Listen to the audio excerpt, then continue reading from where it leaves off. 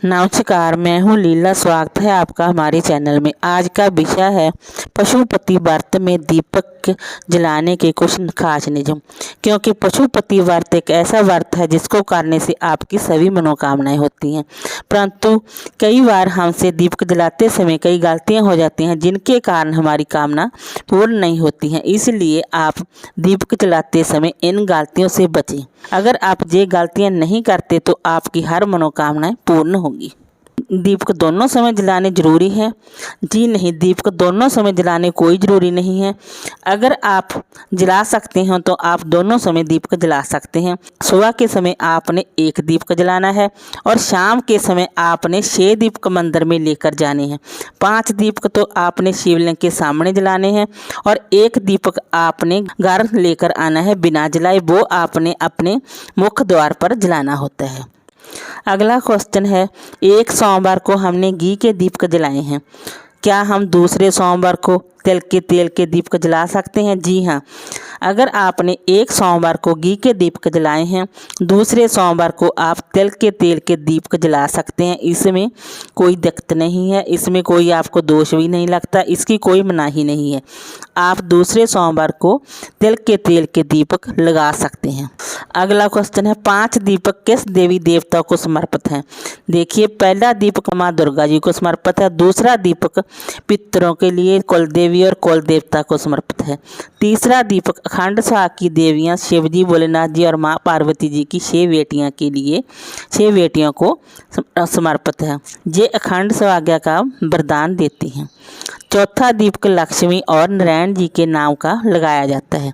5वां दीपक संपूर्ण कार्य सिद्धि के लिए भगवान गणेश जी, रिद्धि सिद्धि, अष्ट सिद्धि और 9 निधि को शिव कृपा पाने के लिए जलाया जाता है।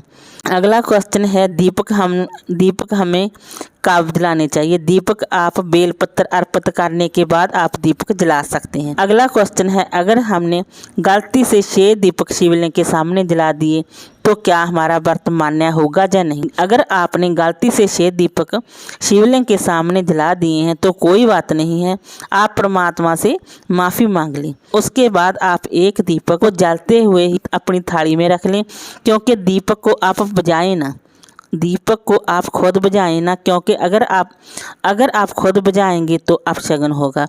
इसलिए आप एक दीपक को, जो दीपक आपने अपने मुख द्वार पर लगाना है, उस दीपक को आप जलते हुई थाली में रख लिए और बड़ी सावधानी से आप जलता हुआ ही उसको घर पर लेकर आएं।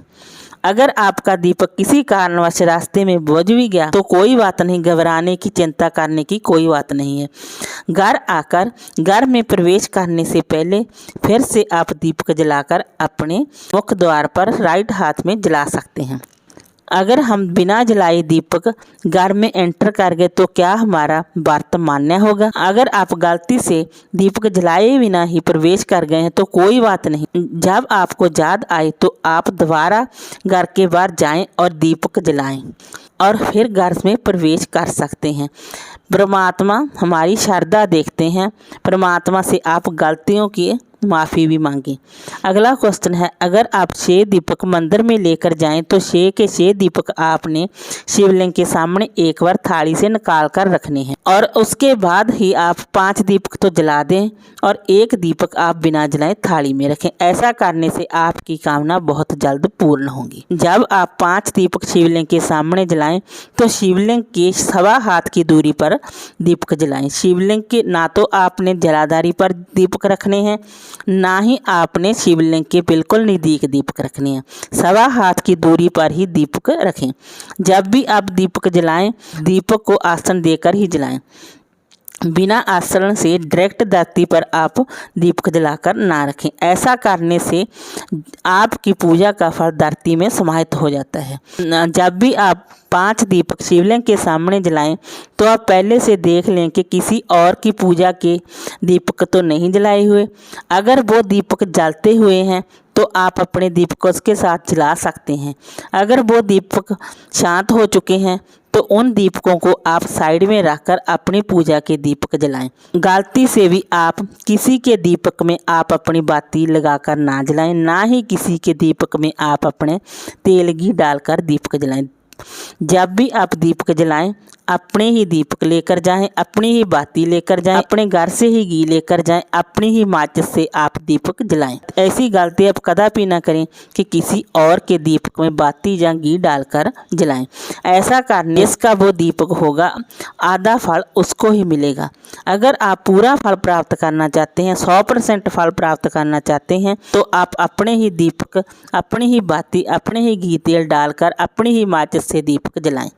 ऐसा करने से आपकी सभी मनोकामनाएं भी पूर्ण होंगी और आपको दीपक जलाने का फल भी पूरा मिलेगा। अगला क्वेश्चन, जब हम छठा दीपक मुख्य द्वार पर जलाएं, उसका मुख किस ओर होना चाहिए? अगर आप लंबी बाती का दीपक जलाते हैं तो उसका मुख उत्तर पूर्व की दिशा और फिर आप अपनी ओर ही रखें।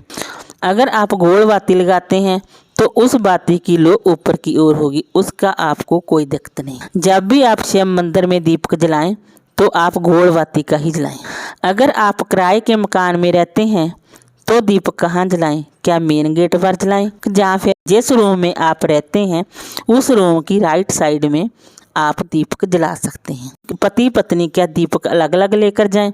जी हाँ, जब पति पत्नी मिलकर व्रत करते हैं तो उनको थाली भी लग लेनी चाहिए, दीपक भी लग लेना चाहिए, प्रसाद भी लग लेना चाहिए, परंतु वो पूजा मंदिर में जाकर साथ में कर सकते हैं। जब वो घर आकर एक दीपक, छठा दीपक लगाएंगे तो पहले पत्नी ही दीपक को लगाएंगी, उसके बाद ही पति दीपक लगाएंगे, क्योंकि पत्नी को गृह लक्ष्मी माना गया है।